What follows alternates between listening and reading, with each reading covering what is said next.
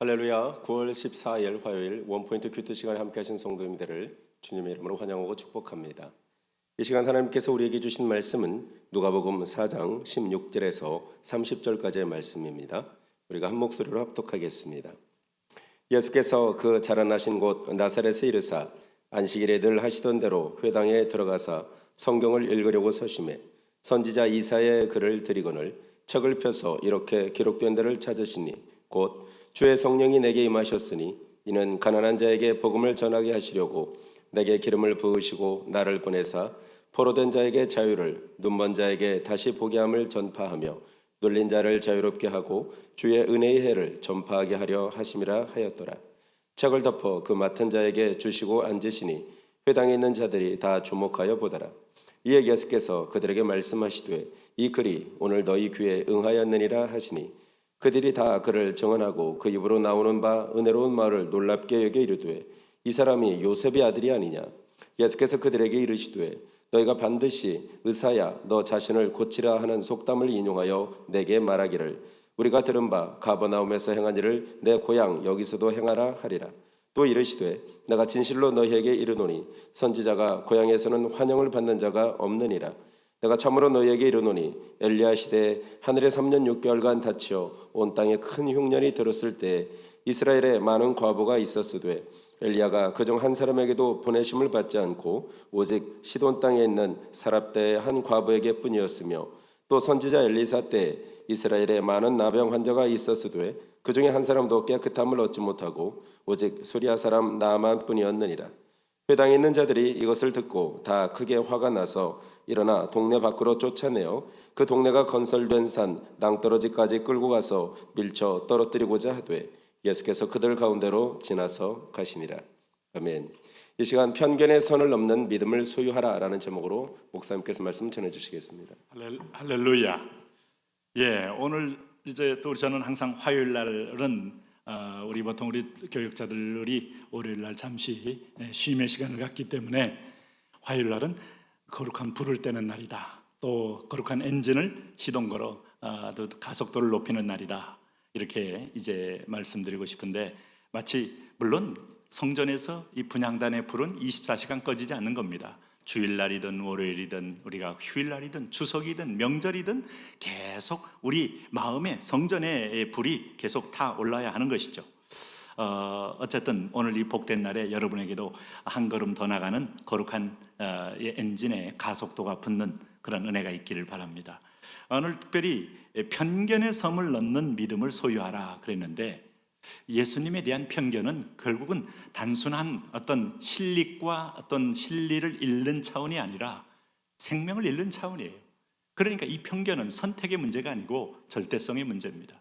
우리가 잘못 오해와 편견을 갖고 있으면 마땅히 볼 것을 보지 못하고 믿을 것 믿지 못하고 알 것을 하지 못하면 그야말로 영생에서 제외된 영혼 형벌에 들어가는 존재가 된다면 참으로 우리 눈에 편견의 비늘이 벗겨지는 것이 중요한 것이죠. 오늘 예수님을 어떻게 보고 계세요, 여러분들은? 4대 성인, 좀 식상한 편이지만은 그저 예수님도 좋은 분이고 다 보니까 요즘 이게 이제 통합 선사들이 가끔 있어요. 유불선 통합, 기독교도 다 안다는 것처럼 내가 성경을 읽어봤다고 말하는 그런 승려분도 계시고 또 과거에 서구권에서 오신 승려 중에 한 분은 내가 성경을 수십 번 통독해서 몇 장 몇 절 다 안다. 기독교의 진리도 여기고 하면서 본인이 나중에 보니까 본인이 도통한 본인이 진짜 그야말로 구원주의에 보니까. 자, 여러분, 인간의 지각 가지고 구원받는다면 모든 사람이 구원받는 위대한 철학가나 지혜가 뛰어난 사람은 구원받습니다. 인간의 지각으로 구원받는 게 아닙니다. 오늘 주를 본 자예요. 이건 지각을 뛰어넘는 은사요 은혜입니다. 주를 깨달은 자입니다. 이것은 주님이 누구인지를 아는 자입니다. 안다는 말은 야다라는 말이 함께 살아본다, 교제한다 하는 건데 예수님이 여기 유명한 제가 어릴 적에도 우리 가끔 목사님들이 농담처럼 쓰신 표현이 24절이에요. 또 이르시되 내가 진실로 너에게 이르노니 선지자가 고향에서 환영을 받는 자가 없느니라. 내가 이 출신 이 교회에 내가 목사가 돼서 왔다고 여러분들 나를 이렇게 인정하지 않을 것 같습니다 하고 농담도 하고 뭐 왜 어릴 적부터 중마고우로 심지어는 코 올리게 때부터 버운 사람이 저게 목사래, 제가 목사래. 심지어 한국교회 100년 역사의 승동교회에서는 그 백정했던 사람이 장로, 제가 저놈이 이렇게 되니까 참 인정하기 어렵죠. 실제로 늘 자기 집에 종노릇했던 사람이 교회에 가보니까 장로가 됐다, 그런 경우가 왕왕 있었습니다. 그래서 도무지 장로라고 부를 수 없고, 심지어는 목사가 됐을 때는 목사라고 부를 수 없다고 고백하는 분, 제가 알고 있는 분도 그런 분이 있었어요. 그러니까 이 편견이라는 건 결코 쉽게 벗겨지는 건 아니에요. 우리가 직분대로 또 현재 가지고 있는 능력대로 바로 인정한다는 건 결코 쉬운 게 아닙니다. 기계가 아니잖아요. 예수님에 대한 편견은 그런데 나사렛의 출신 아닙니까? 가난하고 헐벗고 없는 동네. 참 이게 오늘날의 편견 아닙니까? 어느 동네 삽니까? 참 너무 안타까운 건 어느 동네, 서울의 어떤 지역에서 이사 못 간다, 월세 살면서 왜 못 가나 했더니 자녀들이 불이익 당할까 봐. 그 말이 사실은 안타까웠어요. 그 사실이니까. 또 그렇게 절박하게 그 붙들고 있는 어머니의 사랑을 또 느끼게 되니까 물질은 없는데도 있어야 되는 그 안타까움이 있더라고요. 그게 편견 때문에 생긴 거 아니겠습니까? 남의 눈을 의식하고. 근데 목수의 아들로서의 가난한 아들로서의 예수님을 볼 때 예수님 어머니도 나중에 헷갈려 하잖아요. 걔가 메시아래. 다들 가족들마저도 그 미친 거 아니야? 이렇게 말하잖아요. 이 편견이라는 건 여러분 쉬운 게 아닙니다.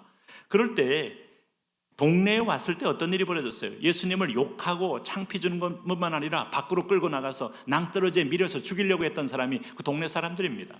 그래서 예수님도 그 동네에서는 기적도 행할 일이 없어요. 한 가지 분명한 특징은 편견을 넘고 그를 구원주로 받아들이는 사람에게만이 오늘 주님은 구원의 역사, 생명의 역사, 기적의 역사를 행하신다. 오늘 여러분이 오늘 노숙자 모습에 오신 예수 그리스도, 무학력자 예수 그리스도, 그러나 죄 없으신 하나님의 아들 예수 그리스도, 나를 대신하여 죽으시고 부활하신 예수 그리스도를 편견 없이 믿습니까? 거기에 구원이 있어요. 이것을 주님이 비유로 들 때 뭐로 비유로 들었어요? 엘리야, 25절 26절 보니까 엘리야 시대에 오늘 하늘이 3년 6개월 동안 닫혔다, 온 땅에 큰 흉년이 들었다, 이스라엘에 많은 과부가 생겼다. 남자들이 어디 가서 전쟁 때문에 죽었기도 했지만 또 일하다가 그냥 굶어 죽었기도 했고, 여인들이 좀 길잖아요. 과부가 있어서 이 사람들로 죽을 날만 기다리고 있는 거예요. 3년 6개월이 여러분, 이 기근이 말이 3년 6개월이지 살아남은 것이 기적이죠. 그럴 때 주님은 엘리야가 그중 한 사람에게도 보냄을 받지 않고 오직 시돈 땅에 있는 사렙다의 한 과부에게 뿐이었다는 말은 사렙다 과부가 믿음이 있었다는 거예요. 믿음 테스트 받잖아요. 마지막 남은 거 엘리야에게 다 주고 털고 죽을 지경의 믿음 갖잖아요. 이 사람에게 하나님은 찾아가서 하나님 살아계심을 보였다, 이 말입니다. 네? 모든 문둥병자에게 찾아간 게 아니더라 이거예요. 약하고 어렵다고 그것이 여러분 특권이 아닙니다. 믿음이 있어야 됩니다. 부자라고 해서 하나님이 다 배척의 대상이 아닙니다. 믿음이 없이 물질만 가지고 하나님을 삼기 때문에 심판받는 겁니다. 오늘 소외되고 약하고, 그래서 마치 하나님은 약한 자의 편, 하나님은 가난한 자의 편, 하나님은 소외된 자의 편, 그 표현에 저도 마음이 뭉클하고 저도 뛰어들어서 그들 위해 살고 싶은 마음도 있습니다만은 정확하게 말해야 합니다. 오늘 없고 소외되고 약한 자의 편이 아니라 하나님은 그런 가운데서 예수 그리스도를 주로 믿는 자의 편이라는 거예요. 네? 그래서 교회 공동체는요, 소득 수준에 관계없이 주를 주로 인정하는 사람들만이 천국의 멤버십을 갖는 거 아니겠어요? 오늘 주님이 여기도 하나는 과부, 사렙다 과부의 아주 처절하고 소외되고 힘없는 약자인데, 하나는 아람 군대의 군대장과는 가장 강력하고 힘이 있고 영광과 부하와 찬송을 함께 받는 최고의 실력자에게 찾아간 거예요. 그런데 하나님은 그 뿌리 속에서 믿음이 나올 걸 보신 거죠. 그것도 그래서 엘리야가 테스트한 거 아닙니까? 그래서 엘리사가 테스트한 거 아니겠어요? 자기가 나가지 않고 자기 사환을 보내서 요단강에 가서 7번 물에 담그라.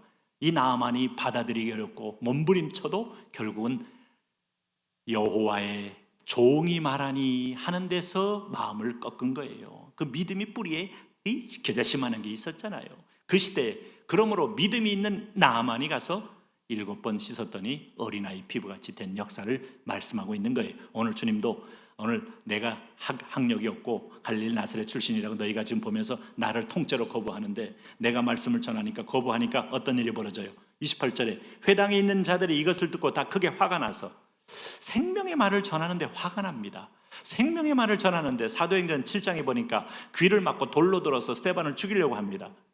여러분, 하나님께 예배한 사람 보면서 화가 나서 동생을 쳐 죽입니다. 가인입니다. 은혜는 받아야 살 길이에요. 받지 못하면 질시와 질투, 사단의 여러분 이 탐심이 오히려 우리를 향하여 아주 더 큰 죄악과 저주 가운데 빨아지게 하는 겁니다.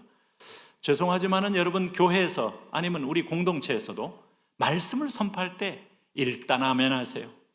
목사가 지 얘기할 게 별로 없기 때문에 말씀 자꾸 하는 겁니다. 근데 그 하나님 말씀은 나를 살리고 내 가족을 살린다 하는 것을 기억하셔야 돼요. 그래서 일어나 동네 밖으로 쫓아가서 그 동네가 건설된 상 난떨어지까지 끌고 와서 밀쳐 떨어뜨리고자 하되 예수께서 그 가운데로 지나서 가시니라. 이게 바로 오늘 편견 안에 있는 사람들의 비극적인 종말이요, 편견을 뚫은 사람들의 구원의 영광이요. 오늘 여러분은 교회라는 편견을 뚫으십시오. 성도라는 편견도 뚫으십시오. 내가 알고 있는 어떤 장로, 어떤 목사에 여러분 문제점이 있다는 것도 뚫으십시오. 그 가운데 그를 세우고 있는 예수 그리스도의 은혜를 편견 없이 받아들이십시오.